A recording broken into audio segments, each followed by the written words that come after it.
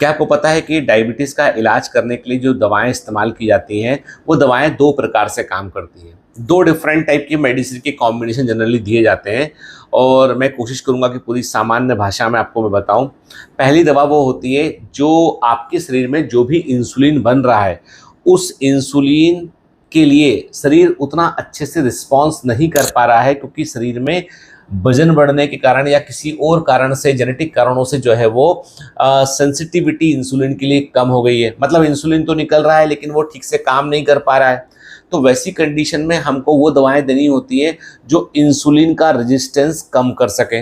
मतलब आपके शरीर में बनने वाला इंसुलिन इफेक्टिवली काम कर सके, इसके लिए हमें वो दवाएं देनी होती हैं जो इंसुलिन का रेजिस्टेंस कम कर दे। जैसे कि हम मेटफॉर्मिन का इस्तेमाल करते हैं।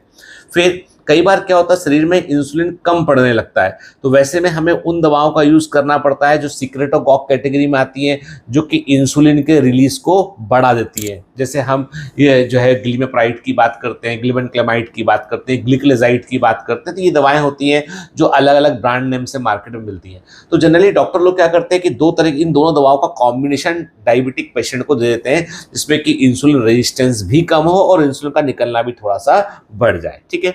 हालांकि इसके ऊपर भी कई सारी दवाएं आती हैं, जैसे SGLT2 इनहिबिटर्स आते हैं, DPP4 इनहिबिटर्स आते हैं, कई प्रकार की दवाएं और भी अवेलेबल हैं इंसुलिन के अलावा भी। ठीक है। लेकिन होता यह है कि हम जनरली जो है जब शुरुआत में डायबिटीज़ डायग्नोस होता है तो अधिकांश लोग जनरल फिजिशियन के पास जाते हैं, तो वो जनरली वो दो दवाएं जो मैंने आपको बताया वो इस्तेमाल करते हैं। ठीक है। पर डायबिटीज़ जो है वो एक ऐसी बीमारी है कि जो शरीर में दीमक के समान है। तो हमेशा दवा आपने भले ही शुरू कर ली हो, सालाना प्रॉपर इन्वेस्टिगेशन बहुत ज़रूरी है, और हो सके तो एंडोक्राइनोलॉजिस्ट या डायबिटोलॉजिस्ट से एक बार मिलकर अपनी दवाएं चेक करा लेना भी बहुत ज़रूरी है। मैं ये नहीं कहता हूँ कि जो दवाएं आपको दी गई हैं वो काम नहीं करेंगी, वो काम कर रही हैं, अच्छा काम कर सकती है इसके, लेकिन एक वैलिडेशन कराने में कोई बुराई नहीं है कि आप एक बार एंडोक्राइनोलॉजिस्ट से मिल लें या डायबिटोलॉजिस्ट से मिल लें, अपने शहर में या अपने शहर से बाहर जहाँ वो अवेलेबल है वहाँ जाकर एक बार मिल लें आप। ठीक है।